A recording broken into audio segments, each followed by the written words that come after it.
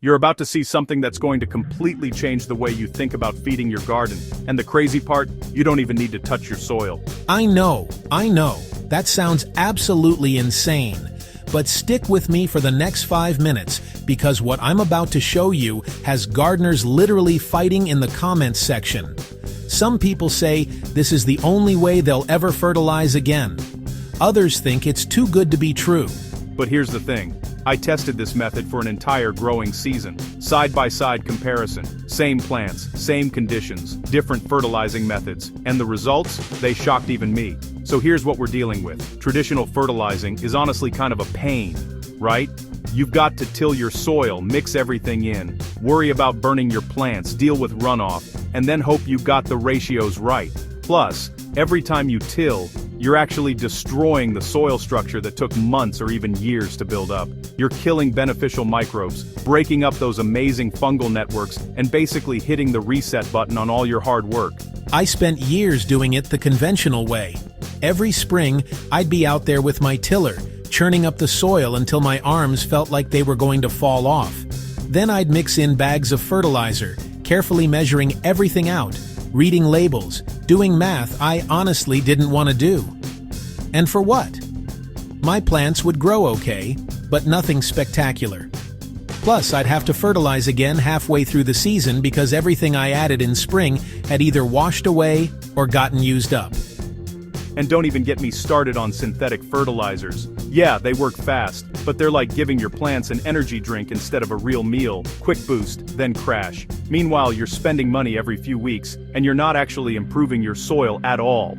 You're just temporarily feeding your plants while ignoring the foundation of everything. I was talking to my neighbor one day, this guy who's been gardening for like 40 years. His garden always looks incredible, but I never see him out there working that hard. So I finally asked him what his secret was, and he just laughed and said he hasn't tilled his garden in over a decade.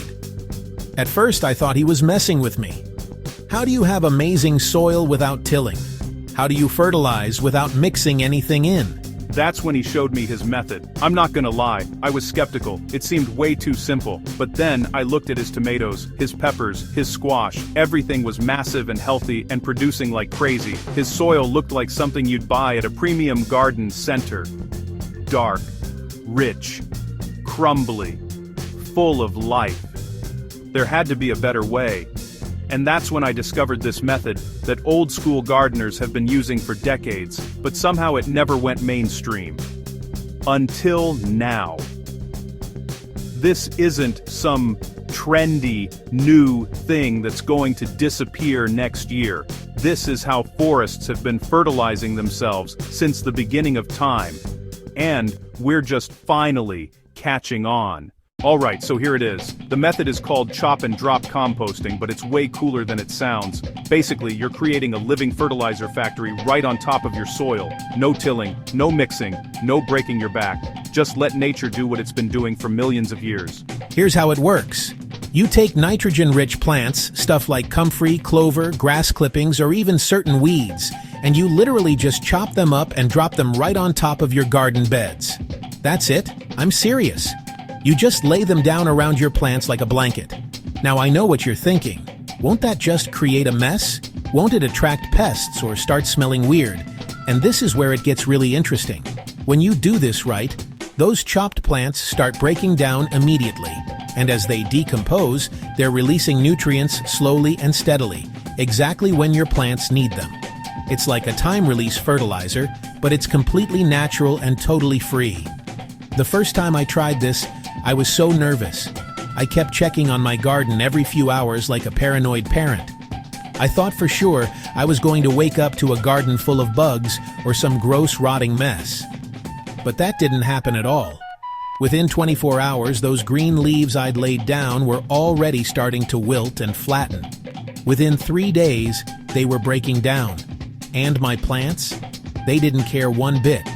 They just kept growing like nothing was different. The magic happens because of the soil life underneath. See, when you don't till, you're preserving this incredible ecosystem of worms, fungi, bacteria, and billions of other microorganisms. These little guys are basically tiny farmers working for you around the clock. They take that organic matter on top and pull it down into the soil, processing it and making those nutrients available to your plants. Think about it like this. In a forest, nobody's out there with a tiller. Nobody's adding fertilizer. But somehow, those trees grow massive and healthy year after year. That's because leaves and branches fall, they break down on the surface, and this whole underground workforce processes everything and feeds it back to the trees. We're just copying that system in our gardens. Plus, that layer of chopped material acts as mulch. It's keeping your soil moist, suppressing weeds, regulating temperature, and preventing erosion. You're literally solving like 5 problems with one solution. I used to spend so much time watering my garden in summer because the soil would dry out so fast. Now, I water maybe half as much because that organic layer is keeping everything moist underneath. And the best part? The more you do this, the better your soil gets. Unlike synthetic fertilizers that can actually degrade your soil over time, this method builds it up.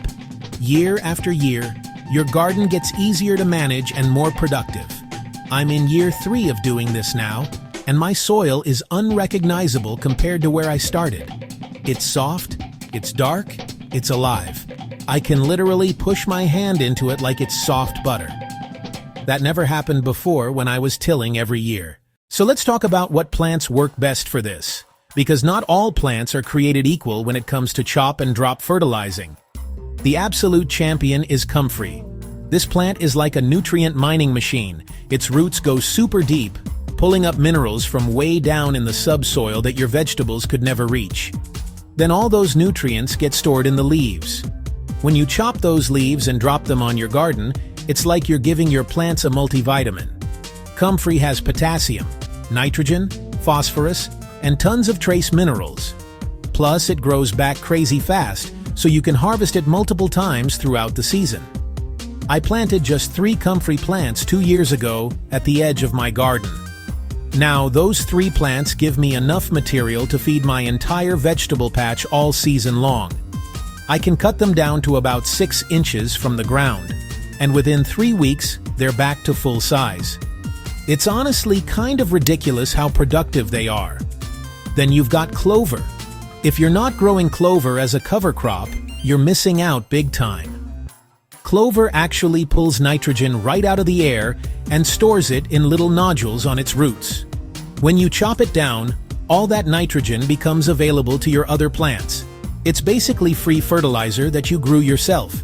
I actually let clover grow between my garden rows now. It looks nice, keeps the weeds down, and whenever I need some fertilizer, I just grab my shears and start cutting. The clover doesn't mind at all. It grows back even thicker than before. Grass clippings are another gold mine, but you've got to be careful here. Only use clippings from lawns that haven't been treated with chemicals, and spread them thin, like really thin. If you pile them too thick, they'll mat down and get slimy and gross. But a light layer? Perfect. They break down fast and add nitrogen when your plants need it most during the growing season. Even weeds can work for this. I'm talking about things like nettles, chickweed, or lamb's quarters. Yeah, the same weeds you've been pulling out and throwing away are actually full of nutrients. Now, instead of tossing them in the trash, I chop them up and put them right back in the garden. The only rule is, don't use weeds that have gone to seed, because then you're just planting more weeds for yourself. Here's my process. Every 2 to 3 weeks during the growing season, I go through my garden with pruning shears. I'll cut comfrey leaves, snip some clover, maybe grab some fresh grass clippings. Then I chop everything into smaller pieces, maybe 3 to 6 inches long. Smaller pieces break down faster, so you get nutrients quicker. Then I just spread it around my plants. I keep it a few inches away from the stems to prevent any moisture issues, but otherwise I'm covering the soil surface pretty well, usually about a 2 to 3 inch layer. And then I just walk away and let nature do its thing. Within a week, you'll notice that layer starting to shrink down. Within 2 weeks, it's mostly decomposed. And your plants?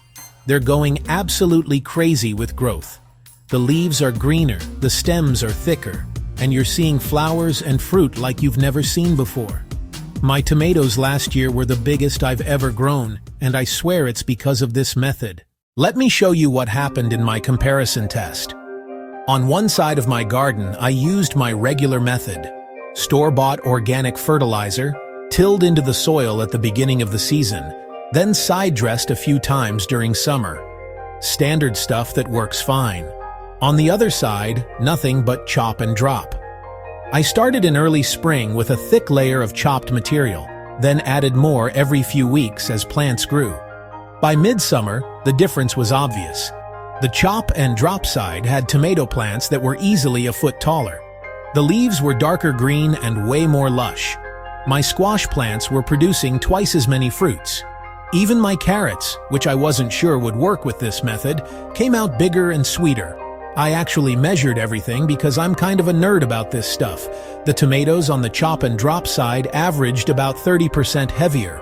My pepper plants produced almost double the number of peppers. And the flavor? I did a blind taste test with my family, and everyone picked the chop and drop vegetables as tasting better. More intense flavor, sweeter, just better overall. But here's what really sold me. At the end of the season, I dug down into both sides to check the soil. The tilled side looked okay, pretty normal, but the no-till side? The soil was completely different. It was darker, fluffier, and absolutely loaded with earthworms. I'm talking dozens of worms in every shovel full. The soil structure was incredible, with all these little channels and pockets created by roots and soil life. I grabbed a handful from each side and squeezed them. The tilled soil clumped together and stayed in a hard ball. The no-till soil? It crumbled apart perfectly, full of air pockets and organic matter. That's the kind of soil plants dream about. That's the kind of soil that holds water when you need it, but drains when you don't want it. Now, some quick tips to make this work even better for you. First, diversity is key. Don't just use one type of plant material. Mix it up. Different plants provide different nutrients and break down at different speeds. That gives you a more balanced feeding throughout the season. I like to mix fast-breaking materials like grass clippings with slower materials like comfrey. The grass gives you quick nitrogen when plants need it, and the comfrey keeps releasing nutrients for weeks afterward. It's like having both fast-acting and slow-release fertilizer at the same time. Second, timing matters. The best time to do this is right before your plants start their heavy growth phases. For most vegetables, that means spring and early summer, but you can keep doing light applications all season long. Third, don't stress about exact measurements or perfect technique. Nature is really forgiving with this stuff. As long as you're adding organic matter regularly and not piling it too thick, you're going to see great results. And finally, be patient with yourself if you're just starting. If your soil has been tilled for years, it's going to take a season or two for that ecosystem to really rebuild. But once it does, your garden basically runs itself. Less work, better results, healthier soil, and you're not spending money on fertilizers anymore. This method changed everything for me. I'm spending way less time in my garden, my plants are healthier than ever, and I actually understand what's happening beneath the surface now. It's not just about feeding plants anymore. It's about building a living soil system that takes care of itself. So try it out. Start small if you want. Maybe just one bed this season. I guarantee you're going to be amazed at what happens. And if you do try this, drop a comment and let me know how it goes. I love hearing about other people's experiences with this method. Trust me, once you go no-till chop and drop, you're never going back to the old way.